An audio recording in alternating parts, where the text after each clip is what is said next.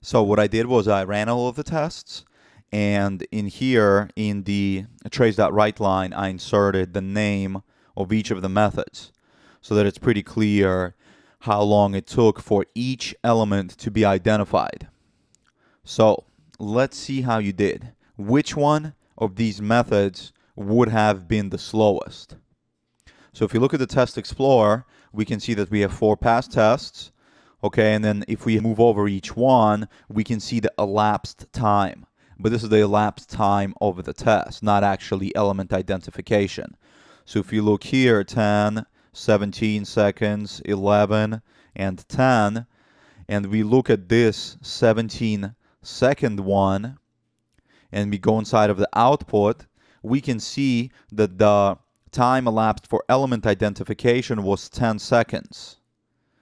Okay, and if we go back to our WebDriver wait class, Explicit Wait 1, this is the one that uses the thread.sleep of 10,000 milliseconds.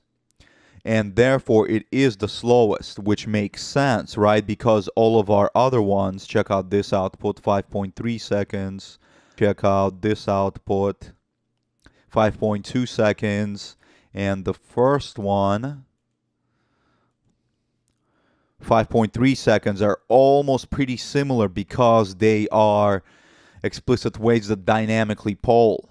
However, this one is a hard-coded explicit wait that will sleep for 10,000 milliseconds no matter what. Therefore, even though the page is loading faster, it still has to wait for those 10,000 seconds.